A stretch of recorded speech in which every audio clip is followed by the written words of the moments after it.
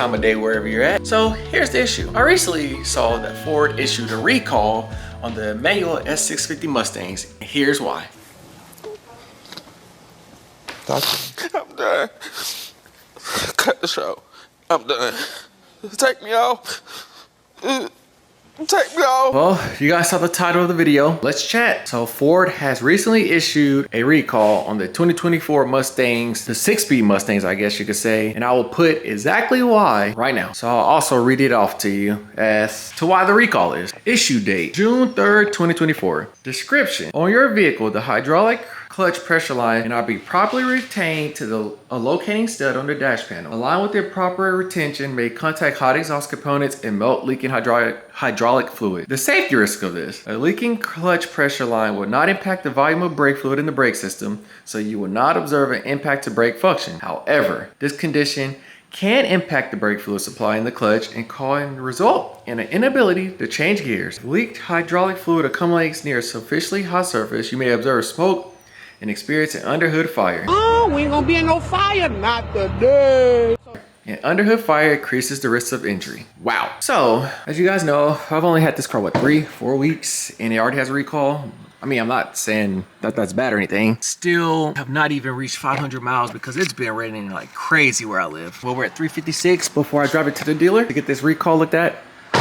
Am I worried about the recall? No, not really, because I feel like if it was like super serious, they would probably say park this car, don't drive it. But because it is a recall and they're going to fix it, I figured why not take it in to get the car fixed? It only makes sense. It's on their dime, so that's if it's even a problem with my car. I don't know. But I did see recently a dark horse burn down from this issue, but that's the only one I have seen from this issue that has had a significant problem. So like, I don't know if you should be worried, or if you own one, you should be worried. But if you do have a spare car, I have that Lancer. I say take your Mustang in if your dealer doesn't have a rental. So if you do have a spare car, you guys know the beater, the Lancer, 200,000 miles. I need to change the oil in that now. But if you do have a spare car, I suggest you take your 6-speed manual Mustang in to get it looked at. Like, just get it looked at. That's nothing hurts you getting your car looked at. But so far, I am loving this car. And I still haven't had time to really get into it or anything, because I was going to do 500 to 1,000 miles, and then I was going to go get the oil change and everything, and then start playing around with the car and doing mods. But I wanted to hit that first 500 to 1,000 mile in the car first. I still haven't done anything to it. It's still bone stock for now. I do have a lot of plans stored, do have a lot of exterior modifications stored. I'm not going to go too crazy, just keep it like OEM plus. Like, even with the tires and the rims, I may just add spacers to bring it out just a little bit on the front and back, and some more exterior mods. And eventually I may try to see if Ford would honor a Whipple under warranty if I have like the dealer do it. I'm not sure how that works.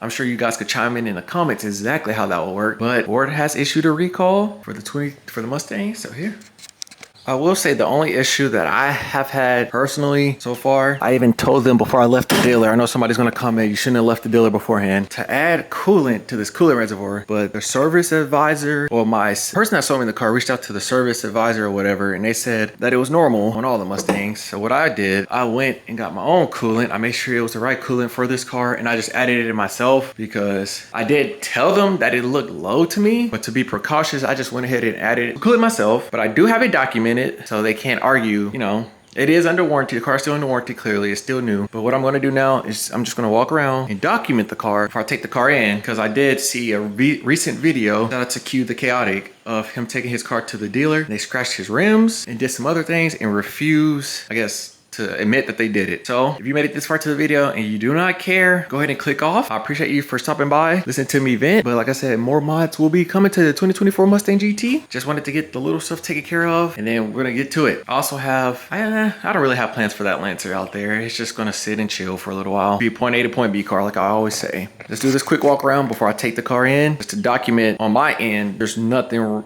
done or wrong to the car, because you know how dealers are. Everything works as it should. I mean, underneath the hood is dirty because I did have to drive it in a freaking rainstorm. Yeah, all that's dirty. I'm driving the car, trying to get these braking miles. I can have that cleaned, detailed. Coolant looks better after I added some, so that's always good. I was gonna put a bunch of miles on this car this weekend because I recently went to Indiana. It's the rental for my second channel, but with that issue, I didn't want to chance it. Not saying that would have happened on the way to Indiana, but that's a long drive for something to happen. 12 plus hours, 12 hours there, 12 hours back. But I was gonna get those braking miles, but I decided to go against it. So I went and got the rental and did that. A lot of people don't like the S650 front end or the rear of the car, but man, the more I look at it and the more I drive it, the more I actually start to like this car. And as you guys know, from time to time, I am picky with cars. But this one, for now, I'm truly enjoying it. And that's all I could say. Now, in the future, if I don't have this, would I go with something else? Of course. That's why I always say, don't follow me for the Mustang. Follow me because you genuinely want to see the content that I put out. But like I said, right now, I am genuinely liking this car. AKA, more back road point of views are coming, where I can really get it to it, and more point of view drives in general are coming. Sheesh. Like, ooh-wee. I can't wait to start doing stuff to this. 3 hours later. Well, that didn't take long. I dropped it off at 11 a.m. and they had it done around 2 or 3 p.m. And my car is one of the cars that passed inspection, so they did not have to go and do anything to it. So I'm good on that end. That's always good news, promising news. So with that being said, I'll take it. Like I said, I just want to be precautious.